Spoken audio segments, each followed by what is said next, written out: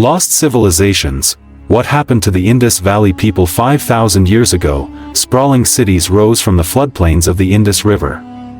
Sophisticated, peaceful, and interconnected, Harappan civilization rivaled ancient Egypt and Mesopotamia. Yet by 1900 BCE, this vast urban network had vanished. What happened to the Indus Valley people?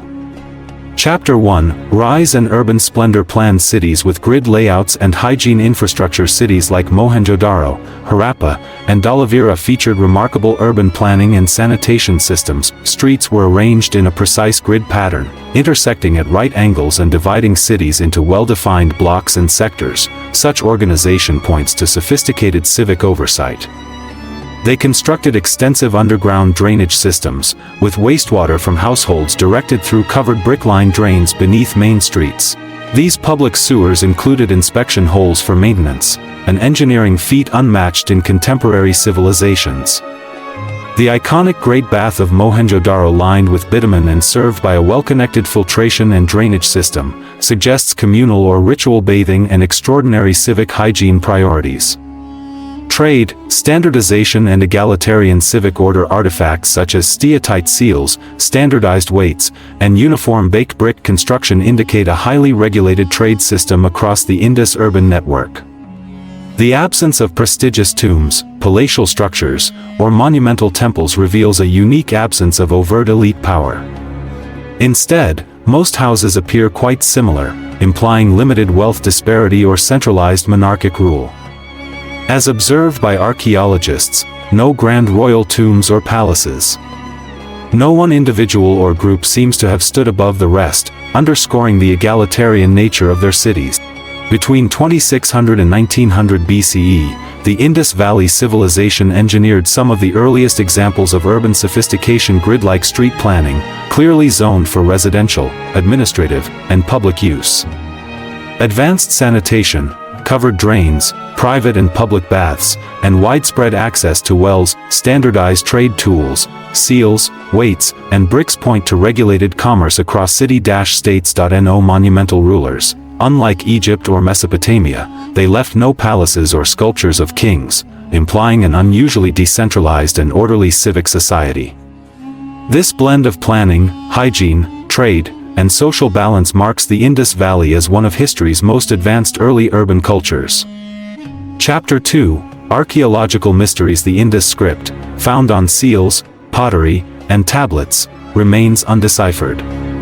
Most inscriptions are incredibly short, averaging just 4-5 symbols, with the longest around 26, raising questions about whether the signs encoded full language or simpler systems of symbolic notation.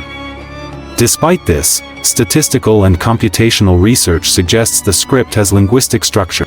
A 2009 study using N-gram Markov modeling found clear sign order, directionality, and syntactic grouping, indicating structured syntax reminiscent of natural languages. A subsequent network analysis discovered recursive segmentation and grammatical features, further supporting the idea that the script represents structured communication rather than random symbols. Many scholars, including Asko Parpala and Iravatham Mahadevan, support a Dravidian language link. Their research proposes that the script encodes a Proto-Dravidian language, modeled using the rebus principle. Symbols like the fish could represent words sounding like meaning both fish and star in Dravidian languages.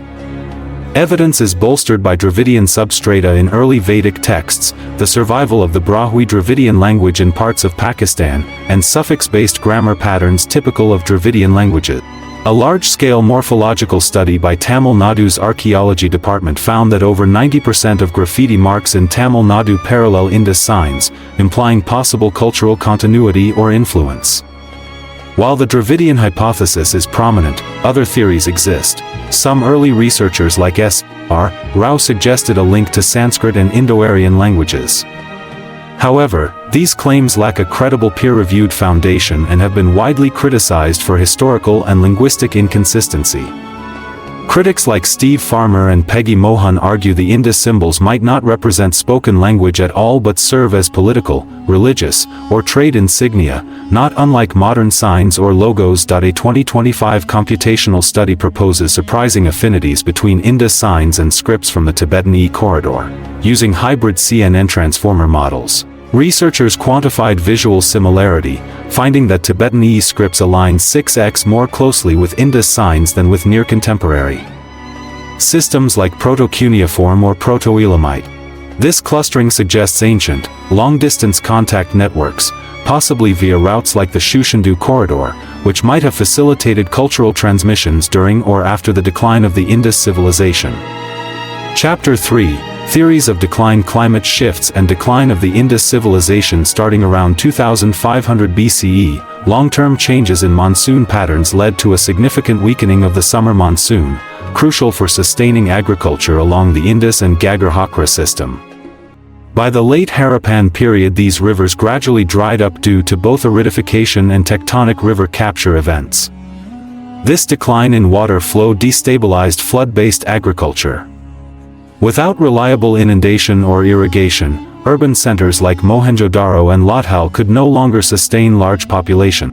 Excavations at Mohenjo-Daro and Lothal reveal sedimentary flood layers, washed-away streets, and damage to drainage systems, strong indicators of repeated flooding episodes that rendered parts of these cities uninhabitable over time rather than instant collapse.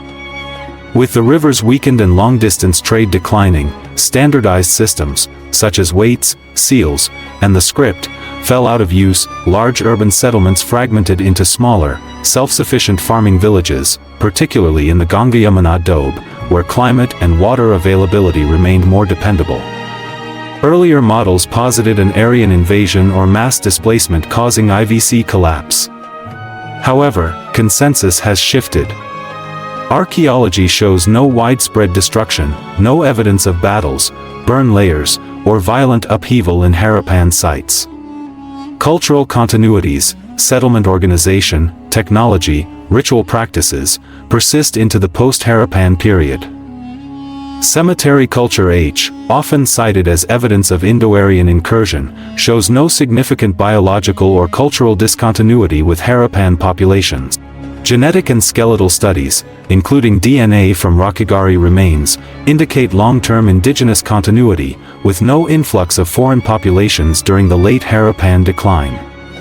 Recent academic reviews and lectures reject the Aryan invasion narrative in favor of a peaceful Aryan emigration theory, or indigenous cultural continuity, with no evidence of violent displacement.